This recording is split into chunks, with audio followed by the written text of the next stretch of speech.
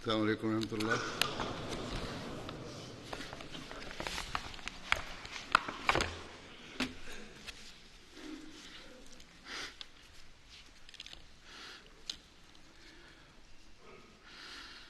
أشهد أن لا إله إلا الله وحده لا شريك له وأشهد أن محمدًا عبده ورسوله أما بعد فأعوذ بالله من الشيطان الرجيم بسم الله الرحمن الرحيم الحمد لله رب العالمين الرحمن الرحيم مالك يوم الدين إياك نعبد وإياك نستعين اهدنا الصراط المستقيم صراط الذين أنعمت عليهم غير المغضوب عليهم ولا الضالين. Hazur kaže, danas ću da nastavim da govorimo o ashabima koji su učestvovali u bitci na Bedru. Prvi ashab je Hazreti Muzahir bin Rafi radijallahu anhu. Njegov otac se je zvao Rafi bin Adi. On je pripadao Benu Harsa bin Haris plemenu, koje je ogranak Aus plemena, ensarijskog plemena. Hazreti Muzahir i Hazreti Zuheir radijallahu anhu su braća i oba dvojica su bili amidže od Hazreti Rafi bin Hudejdž.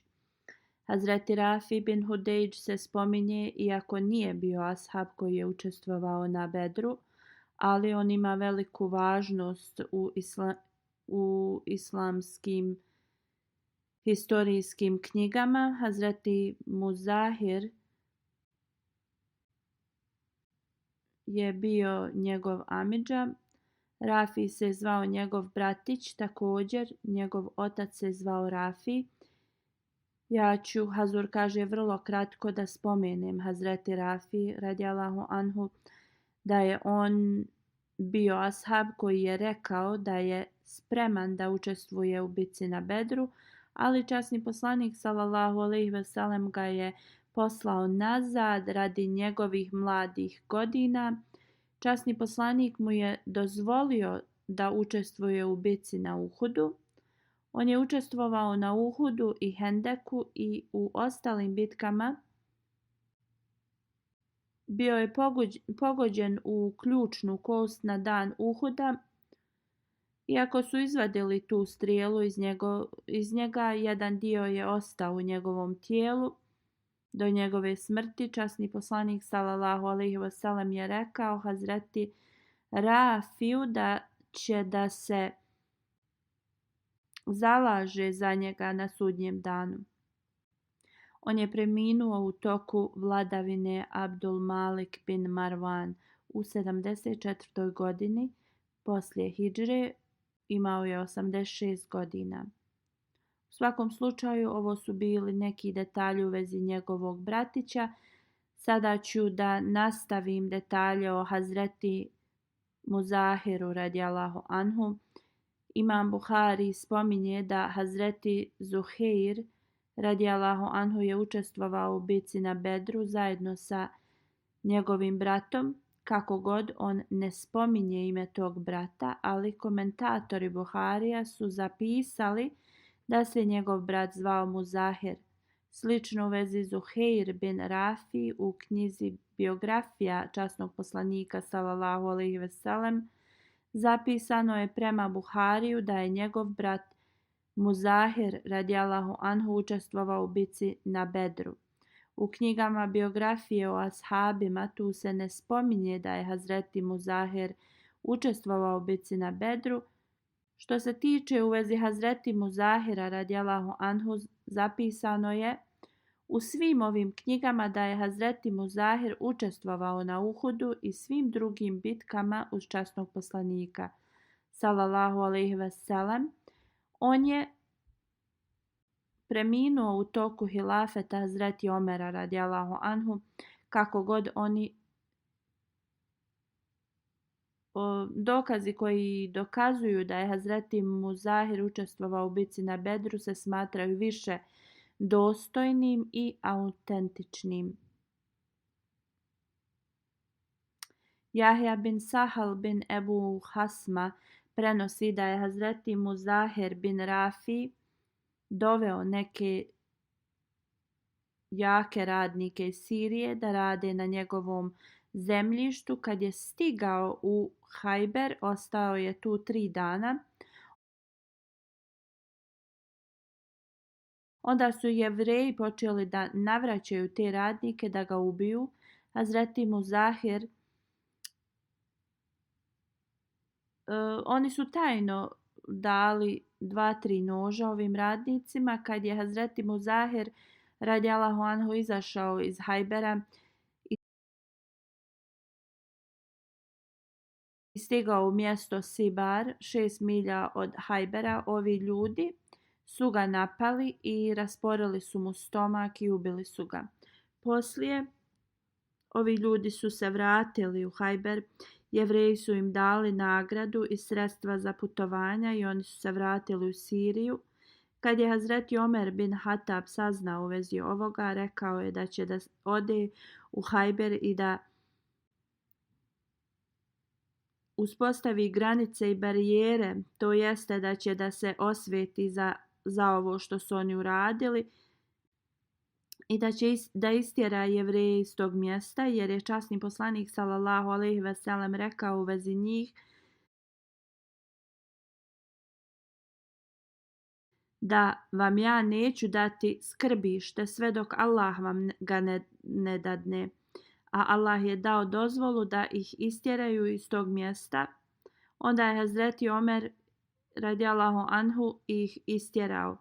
Incident kada je Hazreti Muzahir postao šehid se desio u 20. godini poslije hidžre.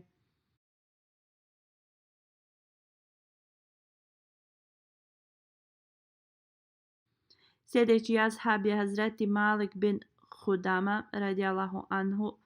Otac mu se zvao Hudama bin Erfeđa. Prema jednom hadisu njegov djed po ocu se zvao Haris, to jeste njega su također zvali Haris umjesto Arfađa. Pripadao je porodici Benu Ganem, ensarijsko pleme, ogranak Aus, Munzir bin Hudama. On je također učestvovao u bitci na Uhudu.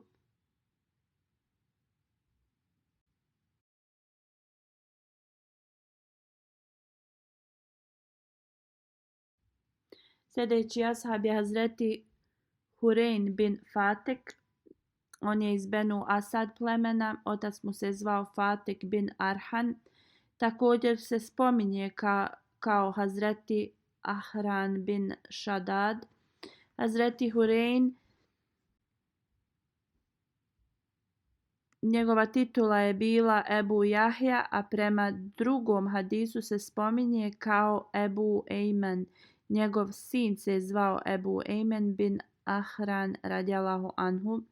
On je učestvovao na Bedru zajedno sa svojim bratom Sabran bin Fatik.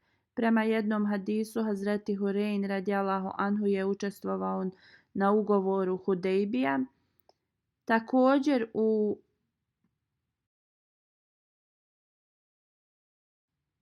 manje poznatom hadisu se prenosi da je Hazreti Hurein i njegov sin Ejman radijallahu anhu primili islam u vrijeme kada je pleme Benu Asad primilo islam poslije osvajanja Mekke. Kako god, prvi hadis je više autentičan i da je Hazreti Hurein radijallahu anhu učestvovao u bitci na Bedru. Šta više, Imam Buhari ga spominje kao ashab koji je učestvovao na Bedru u knjizi At-Tarikul Kabir. Hazreti Hurein i njegov sin su poslije otišli u Kufu. Prema jednom hadisu oba dvojica su se preselili u grad Raka koji je poznat i koji se nalazi sjeverno od Eufrat rijeke. Oba dvojica su preminuli u vrijeme vladavine Amir Muavija. Hazreti Hurein bin Fatik spominje svoj prelazak na islam na sljedeći način. On kaže: otišao sam da tražim svoje kamile i tako noć me je zadesila u potrazi za njima. Našao sam ih kod jednog bunara, vrlo poznatog, koji se nalazi između Medine i Basre. Tu sam našao svoje kamile i svezao sam ih i odmarao sam se tu, naslonio sam se na nogu od jedne kamile. On kaže: ovo je bilo na početku kad se časni poslanik sallallahu alejhi ve sellem preselio u Medinu. On kaže: glasno sam rekao: ja tražim zaštitu od poglavice ovog mjesta. On kaže: u vrijeme neznanja, to jeste prije islama, ovo je bila njihova tradicija da tako izgovore kad dođu u neko pusto mjesto. Oni bi govorili ove riječi da bi bili zaštićeni. U svakom slučaju, dok sam ovo govorio, jedna me je osoba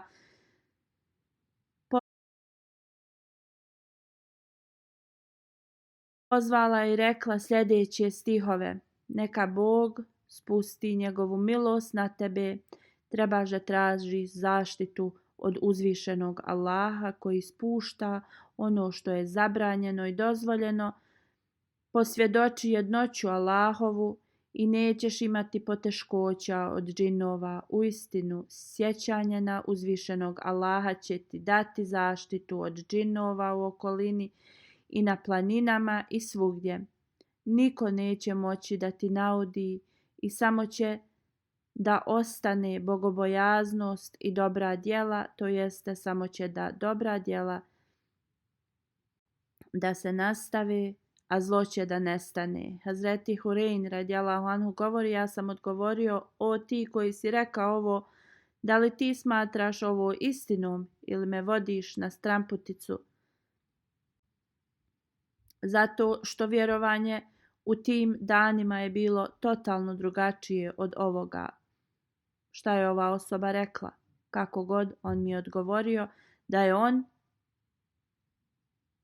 to jest Allahov poslanik sallallahu alejhi ve sellem, da je blagoslovljena osoba koja je donijela Jasin i Hamim i mnoge druge sure. On je jasno objasnio šta je dozvoljeno, a šta je zabranjeno. I on nam je naredio da klanjamo namaz i postimo. On zaustavlja ljude da rade loša djela, zlo koje su radili ljudi prije nas. Ovo je odgovor koji je on dao. I na ovaj način je dobio poruku u vezi Allahovog jedinstva. Hazreti Hureim radijallahu anhu dalje govori da ga je upitao: neka ti Allah da njegovu milost. Ko si ti? On je odgovorio: ja sam Melek bin Malik i poslanik sallallahu alejhi ve sellem me je poslao da nadgledam džinove od ljudi u Nedžadu, to jeste poglavice ljudi u Nedžadu. Ovo je razgovor koji su njih dvojica imali. Poslije je Hazreti Hurein radijallahu anhu odgovorio: da imam nekoga ko će se pobrinuti za moje kamile, ja bi uistinu otišao da posjetim časnog poslanika sallallahu alejhi ve sellem i da ga prihvatim. Njemu se svidjela poruka Allahovog jedinstva. Onda je Melek bin Malik odgovorio: ja ću gledati tvoje kamile i odvešću ih do tvoje porodice. Hazreti Hurein onda govori da je pripremio svoju kamilu i otišao u Medinu. I ostavio sam ostale njemu. Ja sam stigao u toku džume namaza dok su svi klanjali svoje namaze. Onda sam odlučio da je bolje da ja odem u džamiju kad se završi molitva. Svezao sam svoju kamilu da se odmori jer sam i ja bio umoran. Abu Zahr je došao i rekao da je časni poslanik sallallahu alejhi ve sellem mu naredio da ga pozove unutra. Otišao sam unutra i onda je časni poslanik sallallahu alejhi ve sellem rekao: šta se je desilo sa starijim čovjekom koji je obećao da će da odvede tvoje kamile natrag? U stvari, on je odveo tvoje kamile i na sigurnom su. Uzvišeni Allah je pokazao kroz viziju časnom poslaniku sallallahu alejhi ve sellem sve što se desilo prije. Hazreti Hurein radijallahu anhu dalje govori: kada sam ovo čuo, rekao sam neka Allah podari svoju milost na njega. Časni poslanik sallallahu alejhi ve sellem je također rekao: uistinu neka Allah mu podari milost. Hazreti Hurein dalje govori: ja sam rekao: ja svjedočim da niko nije vrijedan obožavanju osim Allaha. I na ovaj način, na ovaj prelijepi način on je primio islam. Bio je vrlo elegantan, imao je posebno ponašanje, uvijek je bio lijepo obučen, sređen i prije prelaska na islam nosio je vrlo dugačku odjeću i imao je dugu kosu. Ima hadis u vezi ovoga. Hazreti Hureim radijallahu anhu prenosi da se časni poslanik sallallahu alejhi ve sellem došao i rekao: o Hureim, bio bi odlična osoba da ne posjeduješ ove dvije stvari. On kaže: rekao sam, neka su moj otac i majka žrtvovani za tebe. Koje su to dvije stvari, o Allahov poslaniče? Časni poslanik sallallahu alejhi ve sellem je rekao: tvoja duga kosa i predugačka odjeća. U to vrijeme to je predstavljalo oholost. Hazreti Hurein je onda otišao i osjekao je kosu i potkratio svoju odjeću. Postoji još jedan hadis koji prenosi da je poslanik sallallahu alejhi ve sellem rekao: kako bi sjajno bilo da Hureim bin Asadi ne pušta kosu preko ramena i da ne dozvoljava da mu se odjeća vuče za njim. Kad je Hazreti Hurein ovo saznao, uzeo je oštar nož i osjekao svoju kosu do ušiju i posjekao je svoju odjeću. Onda oni ljudi koji misle da je u redu da imaju dugu kosu trebaju da obrate pažnju. Osoba treba da ima kosu kao poslanik sallallahu alejhi ve sellem, to jeste da ne prelazi ispod ušiju. Ne treba da bude duga kosa kao u žena. Hazreti Hureim je također učestvovao u bitci u Siriji u vrijeme Omera radijallahu anhu. Hazreti Kejs bin Abu Hamiz i Hazreti Amir Šabi prenose da Mirvan bin Hakam je pitao Hazreti Ejman bin Hurein: zašto nam se ne pridružiš u borbi? On je rekao: moj otac i amidža su učestvovali na Bedru. Rekli su mi strogo da se ne borim protiv nikoga ko posvjedoči da nema Boga osim Allaha. Hazreti Ejman je onda rekao Mirvanu bin Hakam: ako mi garantujete da ću biti spašen od džehennemske vatre, onda ću da ti se pridružim u borbi. Onda mu je Hazreti Mirvan rekao da ode i Hazreti Ejman je otišao govoreći sljedeće stihove: ja se neću boriti protiv drugog muslimana zbog toga što on hvali drugog vođu koji nije od Kurejšija. Za njega njegova djela, a za mene moja. Utičem se Allahu od ovakvog neznanja i neprijateljstva. Kako da ubijem nedužnog muslimana? Ako to uradim, nikakve koristi od toga nije važno koliko dugo ja živio. Onda Hazur kaže: ako vidimo stanje muslimana na današnjici, možemo da vidimo koliko daleko su odlutali od istinskog učenja Islama. Sljedeći ashab je Ma'mar bin Haris. Pripadao je Benu Džuma plemenu. Njegov otac se zvao Haris bin Ma'mar, a majka Hudejha bint Mazum. Ona je bila sestra od Usmana bin Mazuna radijallahu anhu. Tako Hazreti Usman bin Mazun je bio dajđa od Hazreti Ma'mara. A Hazreti Ma'mar je imao dvojicu braće Hatib i Hatab. Sva trojica su primili islam prije nego što je časni poslanik otišao u kuću Darul Arkam. Hazreti Ma'mar je ubrojan u one među najboljim vjernicima. Hazreti Ajša bint Hudama prenosi da među Benu Mazum Hazreti Osman, Hazreti Hudama, Hazreti Abdullah, Hazreti Saib bin Usman bin Mazum i Hazreti Ma'mer bin Haris su se svi preselili iz Mekke u Medinu i boravili su u kući Hazreti Abdullaha bin Selima Ajđilani. Časni poslanik sallallahu alejhi ve sellem je uspostavio bratstvo između Ma'mera radijallahu anhu i Hazreti Muaz bin Afra. Hazreti Ma'mar bin Haris je učestvovao u bitci na Bedru, Uhudu, Hendeku i u svim ostalim bitkama zajedno sa časnim poslanikom sallallahu alejhi ve sellem. Preminuo je u 23. godini poslije hidže u toku hilafeta Hazreti Omera radijallahu anhu.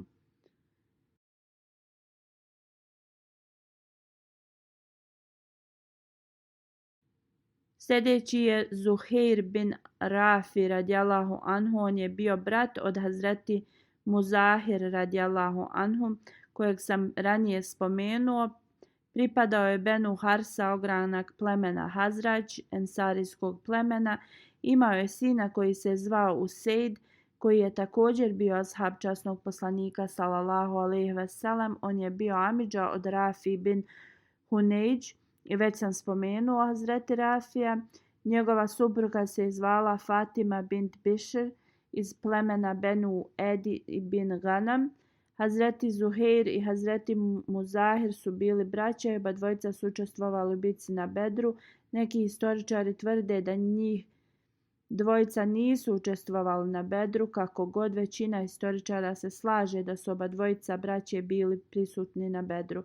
On je prisustvovao na drugom bejatu na Akbi, također u svim bitkama uz časnog poslanika sallallahu alejhi ve sellem, uključujući Beder i Uhud.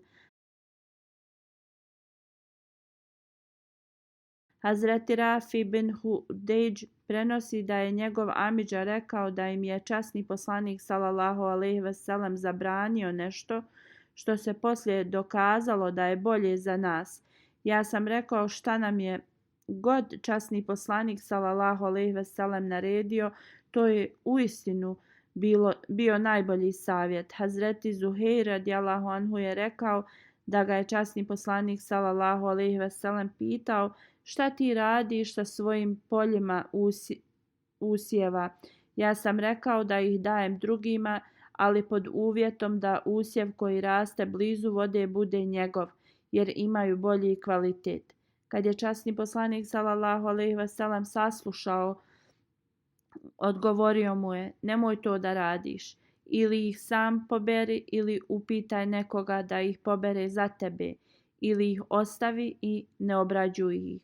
Hazreti Rafi je odgovorio: uistinu shvatio sam to i tako ću da radim u budućnosti. Hazreti Rafi je rekao: onda smo sami radili svoje usjeve ili smo dijelili usjeve da svi dobijemo isto.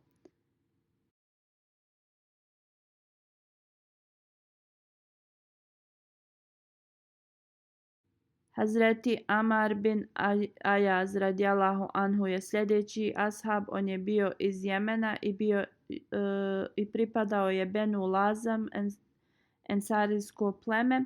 Otac mu se zvao Ajaz bin Amir, a prema drugom hadisu njegov djed po ocu se zvao Zeid. Hazreti Amar je učestvovao na Bedru i Uhudu. On je bio brat od Hazreti Rabib bin Ajaz i Hazreti Vrka bin Ajaz radijallahu anhu. I sve trojica njih su učestvovali na Bedru.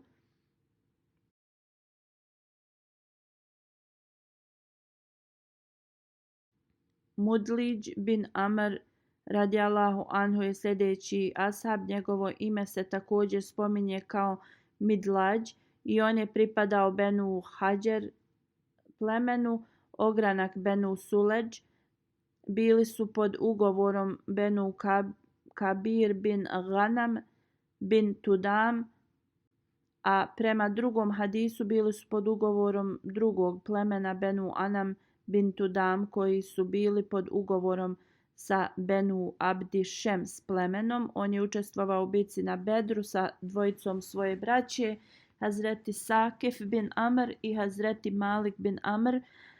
Hazreti Mudliđ je učestvovao u svim bitkama uz časnog poslanika sallallahu alejhi ve sellem, uključujući bitku na Bedru i Uhudu. Preminuo je u 50. poslije hidžre u toku vladavine Amira Muavija. Abdullah bin Suhejl radijallahu anhu je sljedeći ashab. Njegov otac se zvao Suhejl bin Amr, a majka Fahta bint Amar. Imao je mlađeg brata koji se zvao Ebu Dženel. Njegova titula je bila Ebu Suhejl, pripadao je plemenu Benu Amir. Ibn Isak u njegovoj knjizi Islamska historija spominje Abdullaha bin Suhejla u vezi drugog preseljenja u Abesiniju. Kad se Abdullah bin Suhejl vratio iz Abesinije, njegov otac ga je zarobio i natjerao da prekine svoju vjeru, da se odrekne. Hazreti Abdullah bin Suhejl je rekao svom ocu da će da napusti islam i tako otišao je na Bedar sa idolopoklonicima. Iako je rekao da će da napusti islam, njegovo srce nije bilo zadovoljno sa ovim. Otišao je s nevjernicima na Bedar. Njegov otac je platio za njegovo putovanje i dao mu je konja. Njegov otac nije znao da je on odbacio mnogoboštvo i da je prihvatio islam ponovo, i kada su se armije suprotstavile, nevjernička i muslimanska, Hazreti Abdullah bin Suhejl je otišao na muslimansku stranu i došao kod časnog poslanika sallallahu alejhi ve sellem prije nego što je borba se započela. Na ovaj način Hazreti Abdullah bin Suhejl je učestvovao na Bedru.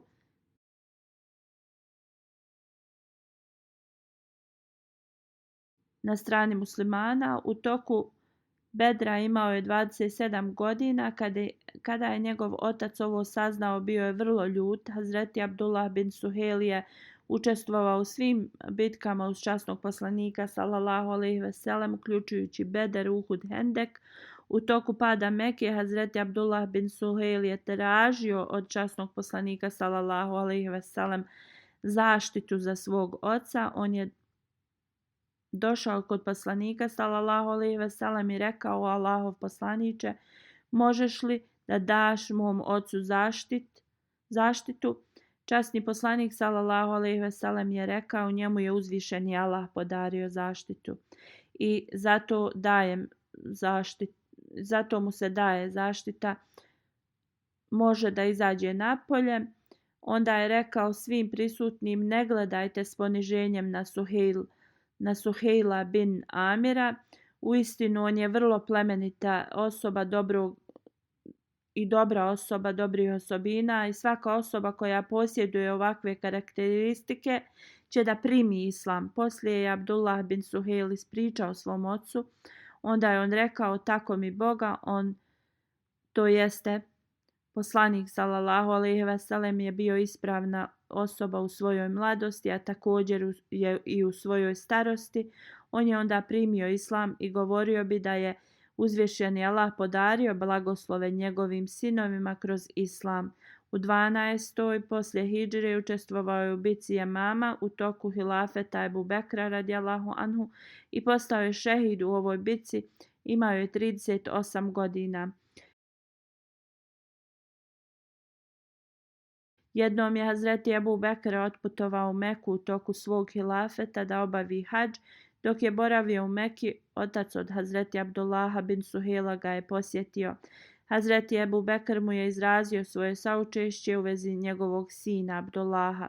Hazreti Suhejl radijallahu anhu je rekao: čuo sam jednom od časnog poslanika sallallahu alejhi ve sellem da onaj koji je šehid može da se zalaže za 70 članova porodice, i nadam se da na sudnjem danu da moj sin neće uzeti nikoga prije mene. Drugim riječima, kada on premine, da će njegov sin se zalagati prvo za njega.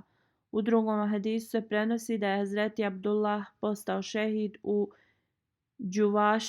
Džuvasa, koja se nalazi u Bahreinu u 88. godini života. U svakom slučaju postoje dva hadisa u vezi njega.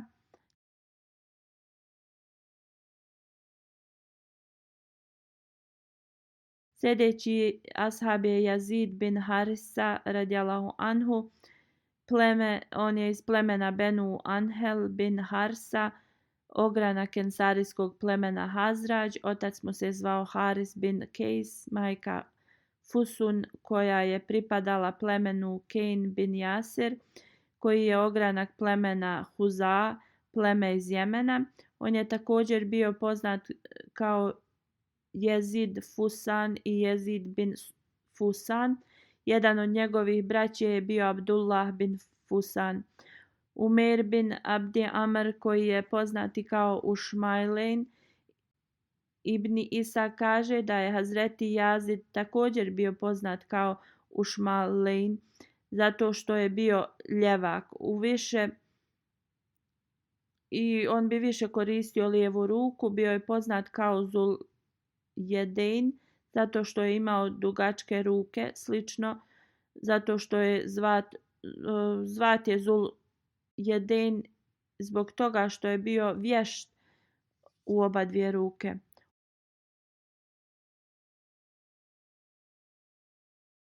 Umer bin Abdi Amr Huzei je bilo njegovo puno ime.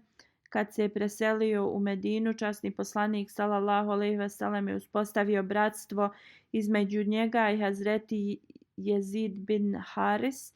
Razlog zašto se Umer bin Abdi Amr spominje jeste zato što je bratstvo bilo uspostavljeno između njega i Jezid bin Harsa.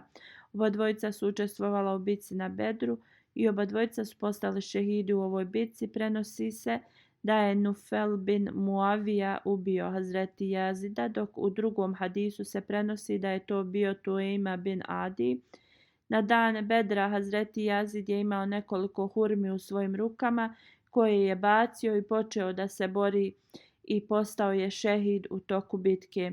Sljedeći je Umer bin Humam radijallahu anhu.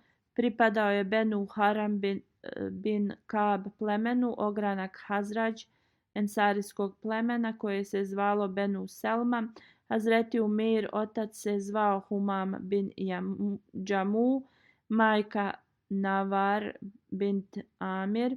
Časni poslanik sallallahu alejhi ve sellem je uspostavio bratstvo između Umera bin Humama i Ubejda bin Haris Mutelebi. Kad se je preselio u Medinu, oba dvojica ovih ashaba su postali šehidi u toku Bedra. U toku bitke na Bedru, kad su mušrici prilazili bliže, časni poslanik sallallahu alejhi ve sellem je rekao: idite naprijed da postignete džennet, čija širina obuhvata nebo i zemlju. Prenosilac govori da je Hazreti Umer bin Humam rekao: o Allahov poslaniče, da li si rekao da džennet obuhvata nebo i zemlju? Poslanik sallallahu alejhi ve sellem je rekao da. Onda je on rekao: bahi, bahi, što znači kako je to prelijepo. Časni poslanik sallallahu alejhi ve sellem je rekao: zašto je on rekao upitao ga zašto je rekao ove riječi. Hazreti Umer radijallahu anhu je odgovorio: o Allahov poslaniče, ja govorim ovo jedino iz želje da budem jedan od stanovnika dženneta. Časni poslanik mu je odgovorio: uistinu ti si stanovnik dženneta. Hazreti Umer je onda uzeo nekoliko hurmi i počeo da ih jede. Onda je rekao: ako ja ostanem živ da pojedem sve ove hurme, smatraću sebe da sam živio dug život. Prenosilac dalje govori da je Hazreti Umer bacio te hurme i počeo da se bori sa nevjernicima dok nije postao šehid. Hazreti Umer radijallahu anhu na dan Bedra je recitovao sljedeće stihove: da ja ne nosim ništa sa sobom osim moje takve, to jest bogobojaznosti i nade za ahiretom. Ja ostajem istrajan u džihadu na Allahovom putu. Uistinu takva, to jest bogobojaznost, je najbolja uputa. Uistinu svi živi će okusiti smrt. Od Ensarija, Hazreti Umer bin Humam je prvi šehid, ubio ga je Halid bin Alam. Neki govore da je Hazreti Harsa bin Kejs bio prvi šehid od Ensarija. Postoje dva hadisa i oba dvojica njih su postali šehidi u toku bitke na Bedru. Sljedeći je Hazreti Humeid Ensari radijallahu anhu. Hazreti Zubeir prenosi da se raspravljao sa jednim od Ensarija koji je učestvovao u bitci na Bedru u vezi izvora vode i da bi ovo raspravili predstavili su slučaj časnom poslaniku sallallahu alejhi ve sellem jer su oba dvojica koristili ovu vodu da navode svoje njive. Poslanik sallallahu alejhi ve sellem je rekao Hazreti Zubeiru radijallahu anhu: Zubeir, prvo ti natopi svoje usjeve, pošto je to bila njegova zemlja, onda ostavi vodu iza svog susjeda. Drugim riječima, ne zaustavljaj vodu i neka teče i ovom drugom ashabu da natopi njive. On kaže, kad je ashab koji je bio Ensarija čuo ovo, bio je nezadovoljan i rekao je: O Allahov poslaniče, da li ti ovo daješ u njegovu korist zato što je on sin od tvoje tetke? Poslije ovoga lice časnog poslanika sallallahu alejhi ve sellem je postalo crveno. I onda je rekao Hazreti Zubeiru radijallahu anhu: Da, ja sam dao njemu da mu ostavljaš vode kao izraz dobrog djela, ali sada je pitanje kome i ko ima pravo na tu vodu. Onda zaustavi ovu vodu za svoje zemljište.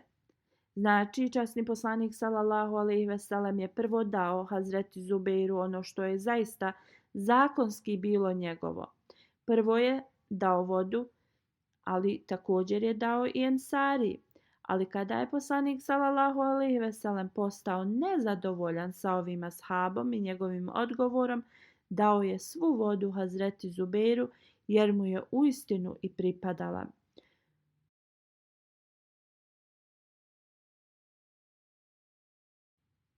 Urva prenosi da je Hazreti Zubeir radijallahu anhu rekao: Tako mi Boga, mislim da je sljedeći ajet bio objavljen radi ovog događaja. Fela ve rabbike la yu'minune hatta yuhakimuke fima šeđere bejnehum. Što znači, tako mi tvog gospodara, oni ne mogu vjerovati ako tebe ne uzimaju sudijom za one stvari zbog koje se svađaju.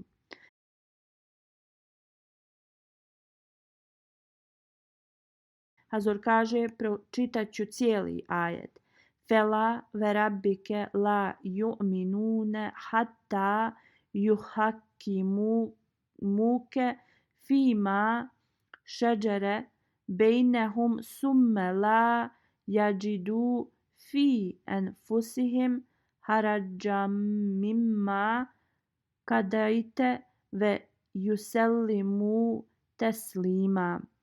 Što znači, tako mi tvog gospodara, oni ne mogu vjerovati ako tebe ne uzimaju sudijom za one stvari zbog kojih se svađaju među sobom i onda u svojim srcima ne osjete nikakvo protivljenje što god ti odlučiš i potpuno se pokore. I spomenuto je u mnogim knjigama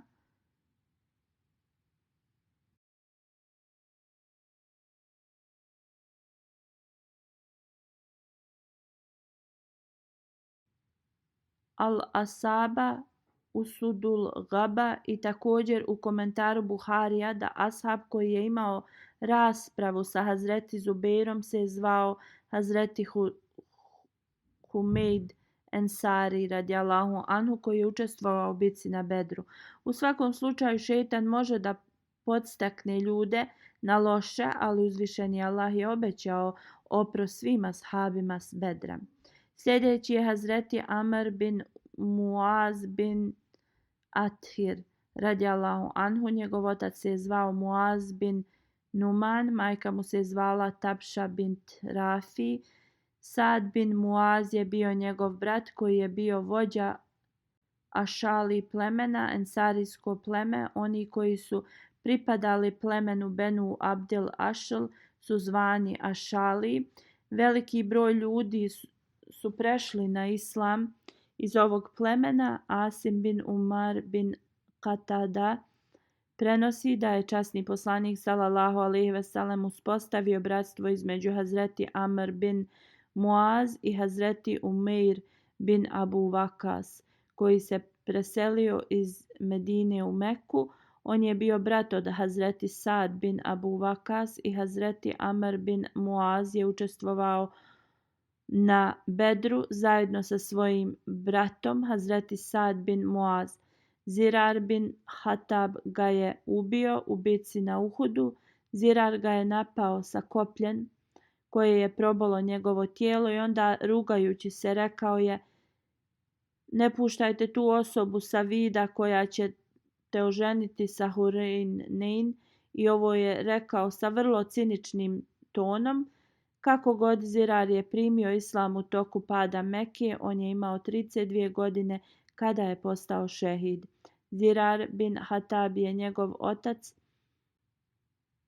je bio vođa Benu Fehr plemena i on je pripremio mjesto za odmor ljudi iz njegovog plemena i na dan bitke Hadžar Zirar je bio vođa od Benu Harit bin Hurein i od Kurešija. Zirar je smatran vrlo sposobnim jahačem, hrabrom osobom i vrlo uspješnim pjesnikom. Također se spominje da je bio jedan od 4 koji su kopali rov na Hendeku, a Ibn Isa ga je ubrojao među ashabe u jednoj od njegovih knjiga. Zirar je putovao sa Ebu Ubejda na napad Sirije i primio islam kada je bio pad Mekke. Mnogi su potvrdili njegov prelazak na islam. Također, njegova poezija potvrđuje ovo. Sljedeći je Hazreti Masud bin Rabija bin Amr radijallahu anhu. Pripadao je Kara plemenu koji su bili u sklopu sa Benu Zuhra plemenom. Ebu Umejd je bila njegova titula, otac mu se zvao Rabi, također je zapisano kao Rabija ili Amir. Sin mu se zvao Abdullah, njegova porodica je bila poznata kao Kari. Hazreti Masud bin Rabija je primio islam prije nego što je časni poslanik sallallahu alejhi ve sellem otišao u Darul Arkam. I kad se Hazreti Masud bin Rabija preselio u Medinu, poslanik sallallahu alejhi ve sellem je uspostavio bratstvo između njega i Hazreti Ubejd bin Tajhan. Hazreti Masud bin Rabija bin Amr radijallahu anhu je učestvovao u svim bitkama uz časnog poslanika sallallahu alejhi ve sellem, uključujući Bedr, Uhud i Hendek. Preminuo je u 30. godini poslije hidžre, imao je malo više od 60 godina. Da uzvišeni Allah uzdigne status ashaba i da nam omogući da mi nastavimo njihova dobra djela.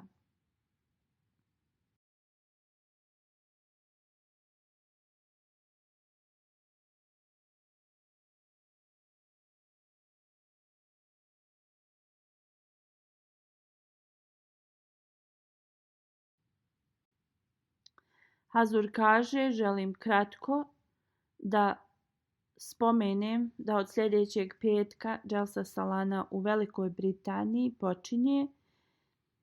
Molite se da Allah blagoslovi Dželsu u svakom pogledu. Onima kojima je data dužnost trebaju da se potrude da ispune svoje dužnosti u najboljem smislu i pogledu i da se mole uzvišenom Allahu da im omogući da ispune svoje dužnosti, da im uzvišeni Allah omogući da služe goste obećanog Mesije u najboljem smislu. Ove godine ured koji se brine za transport morat će da još bolje isplanira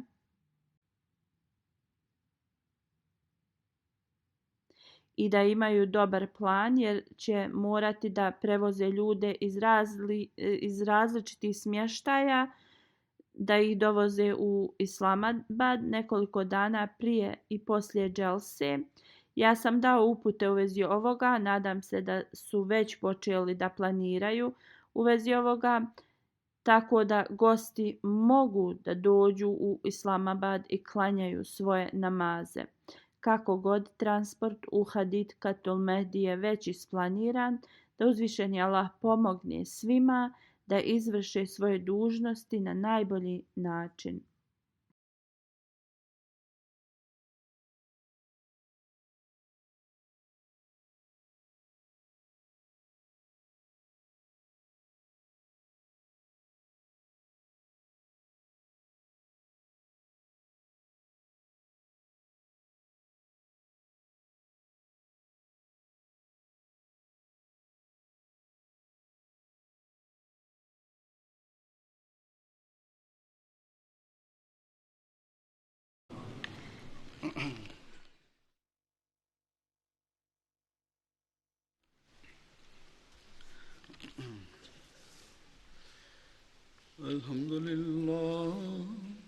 الحمد لله نحمده ونستعينه ونستغفره ونؤمن به ونتوكل عليه ونعوذ بالله من شرور أنفسنا ومن سيئات أعمالنا من